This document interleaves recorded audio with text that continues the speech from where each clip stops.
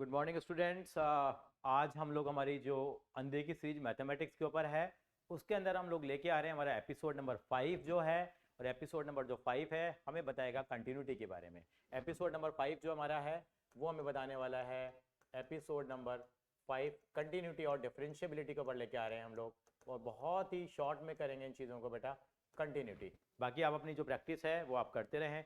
Continuity शुरू करेंगे उससे पहले कुछ मैं फॉर्मूले बताना चाहूँगा आपको जो हमारे काम आ सकते हैं। Limit x tends to zero, वैसे तो मैं दूसरा तरीका बताऊंगा आपको, साइन एक्स अपॉन एक्स की लिमिट 1 होती है, पर कुछ लोगों ने इसको इस तरीके से भी किया होगा। लिमिट इसका अगर रिवर्स कर दें हम लोग, यानी कि अगर मैं क्या हूँ, limit x tends to zero x upon sine x है, उसकी भी वैल्यू कितनी आएगी, मेरे पास 1 आएगी। Limit x tends to zero ten x upon x की लिमिट कितनी होती है बेटा, ये है, तो उसकी वैल्यू भी मेरे पास कितनी होती है बेटा, 1 होती है मेरे पास वैल्यू। कितनी वैल्यू होती है बेटा, 1 होगी मेरे पास वैल्यू, उसका जरूर हमें ध्यान रखना होगा बेटा। और limit x tends to zero, इसका भी उल्टा कर लीजिए बेटा। अब यहाँ पे मैं लिखने वाला हूँ बेटा, यानी कि एक्स अपॉन 10x की वैल्यू भी कितनी होगी बेटा, मेरे लिए 1 होगी बेटा। ये आपको यहाँ पे ध्यान रखना होगा बेटा। उसके बाद आगे चलेंगे हम लोग। नंबर 3 हमारे पास जो कंटिन्यूटी में काम आ सकती है, limit x tends to zero e की power x minus 1 upon x की वैल्यू कितनी होती है बेटा, 1 होती है। ये फॉर्मूले हैं जो आपने एक जगह नहीं लिखे हुए तो आप लिख लेंगे बेटा। ये log 1 plus x upon x की लिमिट भी कितनी होती है बेटा, 1 होती है मेरे पास।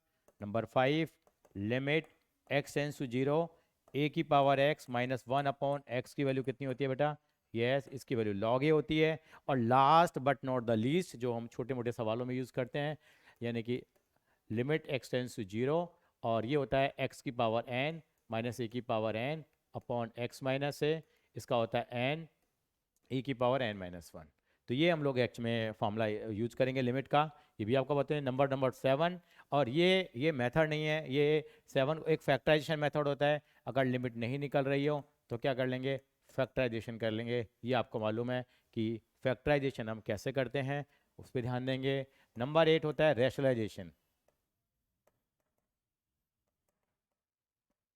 जैसे यहाँ पे लिखा हुआ, मान लीजिए एक्स अपॉन में अंडर रूट में x plus two upon minus under root में एक्स माइनस टू, मान लीजिए इस तरह की कोई लिमिट निकालनी है, तो बच्चों को क्या रहता है, अब इसके नीचे वाले के अपोजिट साइड से क्या करेंगे बेटा, यहाँ पे हम लोग मल्टीप्लाई और डिवाइड कर देंगे। और एक चीज़ बताऊँ आपको बेटा, अगर मान लीजिए ऊपर ऐसा लिखा हुआ अंडर रूट में p x minus under root में 1 माइनस पी एक्स, तो आप ऊपर और नीचे दोनों से रैशनलाइज कर सकते हो। कई बच्चों बड़े कई बार लगता है यहाँ पे कि बच्चे गलती क्या कर देते हैं, मान लीजिए आपको एक फंक्शन दे रखा है, मैं दोबारा लिख देता हूँ बेटा, ये लिखा हुआ 1 माइनस पी एक्स और यहाँ पे x लिख दिया। अब इसको सॉल्व करना है, x यहाँ पे मान लीजिए x नहीं है, यहाँ पे x प्लस 2 है। अब इसको हम सॉल्व करना चाहते हैं तो इसका रैशनलाइजेशन करेंगे हम लोग। बच्चे कहते हैं सर रैशनलाइजेशन तो नीचे वाली चीज़ का करते हैं, लेकिन नहीं, नीचे वाले से या ऊपर वाले से या दोनों से भी रैशनलाइजेशन हो सकता है। तो आप बिल्कुल इसमें वो ना रखें, यानी कि आप इसको रैशनलाइजेशन मेथड से भी सॉल्व कर लेंगे। यानी कि ये लिखा हुआ है 1 plus p x minus 1 minus p x upon under root में 1 plus p x minus 1 minus p x, यानी कि मैंने इसके अपोजिट साइन से मल्टीप्लाई किया, ये प्लस आ जाएगा, और ऊपर वाले से भी क्या करेंगे हम लोग यहाँ पे इस तरह से मल्टीप्लाई कर देंगे। तो यानी कि एक रैशनलाइजेशन मेथड जो होता है उसके थ्रू भी हम क्वेश्चंस को क्या करेंगे बेटा, सॉल्व करेंगे। और आप इसको यहाँ एक बार नोट डाउन कर लीजिए कि ये हमारे पास कंटिन्यूटी के अंदर चीज़ें काम आने वाली हैं। अब आते हैं एक्चुअल कंटिन्यूटी होती क्या है। कंटिन्यूटी क्या होती है, इसके अंदर में आपको क्या याद रखना है बेटा, लेफ्ट हैंड लिमिट जो है और जो राइट हैंड लिमिट जो है और एक वैल्यू ऑफ फंक्शन जो है, अगर ये तीनों चीज़ें बराबर हैं तो फंक्शन क्या होता है, हमारा कंटिन्यूस होता है। अब यहाँ पर कंटिन्यूटी तो चेक करने के लिए देखो आपके पास आएगी नहीं, क्योंकि आपको लिखना नहीं है, आपको ऑलरेडी कंटिन्यूस फंक्शन दे रखा होगा और आपको क्या करना पड़ेगा, कोई कांस्टेंट की वैल्यू यहाँ निकालनी पड़ेगी। लेट अस से अगर कोई function x equal to a पे अगर कंटिन्यूस होता है मान लीजिए, तो हम क्या कहते हैं, तो एफ ए माइनस एच और एफ ए प्लस एच और एफ ए क्या होना चाहिए, बराबर होना चाहिए। अगर ये तीनों चीज़ें बराबर हैं तो हमारा फंक्शन कंटिन्यूस हो जाएगा। ये आप काम कर लीजिए, कंटिन्यूटी आपको आती है, बस मुझे एक फॉर्मूले आपको रिवाइज कराने थे। इसके अंदर मैं एक जरूर चीज़ कराऊंगा, एक एल हॉस्पिटल रूल कराने वाला हूँ, एक एल हॉस्पिटल रूल कराऊंगा मैं। वैसे ये रूल जो होता है बिल्कुल इंपॉर्टेंट है, एल हॉस्पिटल रूल, ये अलाउड नहीं है सीबीएसई के अंदर में क्लास 12 के स्टैंडर्ड पे, ये हायर लेवल पे आता है बेटा। लेकिन एक्चुअल में क्या है, अगर मैं एमसीक्यू करने हैं तो डीएल हॉस्पिटल रूल के थ्रू हम क्वेश्चन को सॉल्व कर सकते हैं। मैं रैंडमली एक सवाल लेके चलता हूँ। मान लीजिए क्वेश्चन दे रखा है, एक क्वेश्चन मुझे दे रखा है इन्होंने यहाँ पे, मान लीजिए मैं यहाँ से उतार रहा हूँ क्वेश्चन, मैं खुद लिखूंगा इस क्वेश्चन को बेटा यहाँ पे। ये तो आपको मालूम लग गया है। उसके बाद मैं यहाँ आप क्वेश्चन के लिए पूरी जगह ले लेता हूँ। मान लीजिए क्वेश्चन दे रखा है मुझे, एक फंक्शन दे रखा है f x is equal to 2 sin x। बिल्कुल नया सवाल है मेरे लिए भी। 2 sin x minus sine 2x minus sine 2x upon में दे रखा है आपको कितना बेटा, 2x cos x। एक सवाल के साथ करेंगे तो कंटिन्यूटी याद रहेगी। 2x cos x, जिन्होंने नहीं किया हो अगर आपको अच्छा लगे तो आप जरूर बताना। ये दे रखा है x is not equal to 0 और उन्होंने बताया है, और अगर x इज इक्वल टू 0 है तो इसकी वैल्यू a है फंक्शन की। इन्होंने हमें दे रखा है कि फंक्शन कॉन्टिन्यूस है, function is continuous at x is equal to a। मैं 5 मिनट लूंगा जरूर आपके। Function is continuous is equal to x is equal to a पे मेरा जो फंक्शन है वो मेरा कॉन्टिन्यूस है। अब मुझे ए की वैल्यू निकालनी है। मेरा x is equal to, sorry a पे नहीं बेटा, एक्स इज इक्वल टू 0 पे मेरा फंक्शन कॉन्टिन्यूस है। तो मैं कैसे करूं? तो मेरी लेफ्ट हैंड लिमिट के लिए फंक्शन ये लगेगा, मेरी राइट हैंड लिमिट के लिए भी फंक्शन ये लगेगा, और मेरी फंक्शन की वैल्यू, ये तीनों चीज़ अगर मेरी बराबर हो जाएंगी तो मेरे पास क्या होगा? अगर दो चीज़ें बराबर है, दो चीज़ें बराबर नहीं आ रही, तीसरा चेक करना बेकार है। अगर तीनों चीज़ें बराबर होंगी तो मेरा फंक्शन कॉन्टिन्यूस कहलाएगा। शॉर्टकट तरीका क्या है? देखिए, आप इसके अंदर फॉर्मूला वगैरह लगाएंगे जो मैंने बताया। एक सिंपल तरीका होता है, आप यहाँ पे एक्स को 0 डालो जरो जी फंक्शन में। फंक्शन मेरा दे रखा है एफ एक्स इजिकल टू क्या, 2 sin x minus sine 2x upon में क्या है बेटा मेरे पास, 2x cos 2x।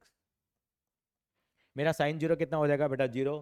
Sign 2x भी कितना हो जाएगा मेरा, 0 हो जाएगा बेटा। तो अल्टीमेटली मेरे पास क्या चीज़ आ जाएगी ऊपर, 0/0। यानी कि एल हॉस्पिटल रूल तभी लगेगा जब 0/0 आ रहा हो। ये आप नोट कर लो बेटा, कब लगेगा रूल ये, 0/0 आ रहा हो। चलो आ रहा है। अब आप क्या करेंगे, अब ऊपर वाले का डिफरेंशिएशन आप अलग करेंगे और नीचे वाले का डिफरेंशिएशन अलग करेंगे। यानी कि यहाँ पे आप कोशिएंट रूल मत लगाना। ये एल हॉस्पिटल रूल में क्या होता है, 0/0 की फॉर्म में लग जाएगा। ऊपर वाले का डिफरेंशिएशन अलग करो, नीचे वाले का डिफरेंशिएशन अलग करो, और उसको करते जाइए। और उसके बाद यहाँ पे वैल्यू पुट करके देखते हैं क्या वो डिफाइन हो रही है नहीं हो रही। अगर फिर भी 0/0 आ रहा है तो फिर दोबारा डिफरेंशिएशन करिए और फिर आप पुट करके देखिए, आपको आंसर मिल जाएगा। फिर भी नहीं आ रहा है तो तीसरी बार आप फिर डिफरेंशिएशन करिए, ऊपर वाले का अलग करेंगे, नीचे वाले का अलग करेंगे। लेकिन 12 स्टैंडर्ड में मैक्सिमम आपका 2 टाइम्स के अंदर आपको आंसर मिल जाएगा। चलिए, अभी तो नहीं आ रहा है मेरे पास आंसर।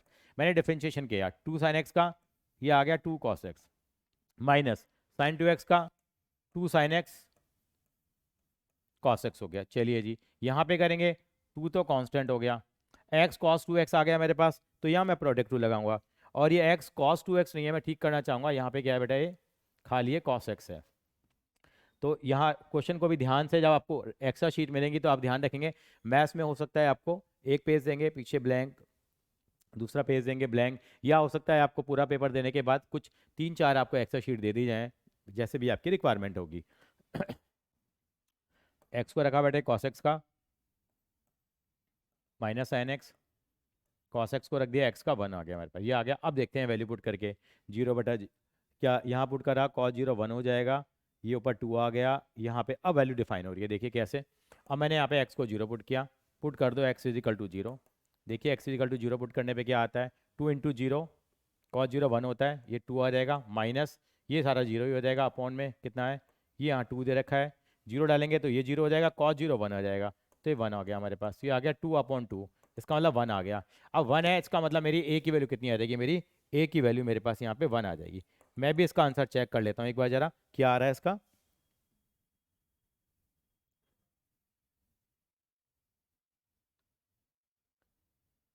फोर्टी वन का हमारे पास जो क्वेश्चन है, ये एक बार दोबारा देख लेते हैं कहीं कैलकुलेशन मिस्टेक ना हुई हो। बाकी करने का तरीका हमारा यही है, ए की वैल्यू कितनी आ जाएगी, 1 आ जाएगी। डिफाइन करके देखते हैं हम लोग। क्वेश्चन मेरा था 2 sin x minus sine 2x upon 2x cos x था।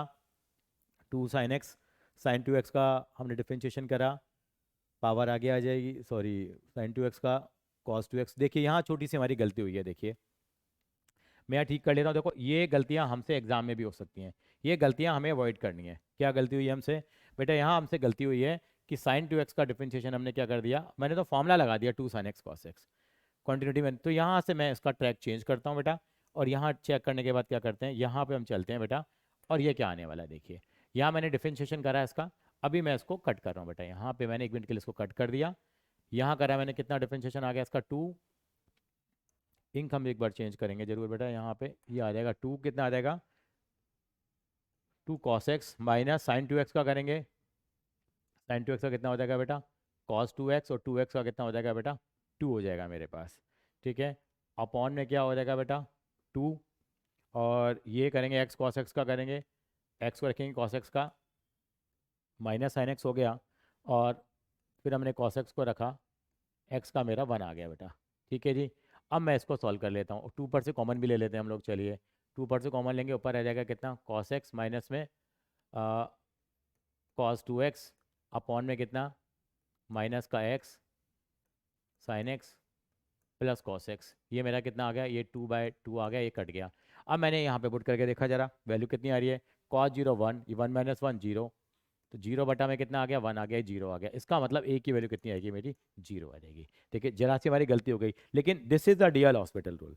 मैं कहना चाहता हूँ ये आपका डीएल हॉस्पिटल रूल है बेटा। इसका एक सवाल और कर लेंगे, मेरे हिसाब से आपको कंटिन्यूटी की ये कंसेप्ट क्लियर हो गया। ऊपर वाले का डिफरेंशिएशन अलग करेंगे, नीचे वाले का डिफरेंशिएशन अलग करेंगे, और कंटिन्यूटी इज क्लियर। अब थोड़ा सा इस पर बात कर लेते हैं हम, किसके ऊपर बेटा, डिफरेंशिएबिलिटी के ऊपर भी बात कर लेते हैं बेटा।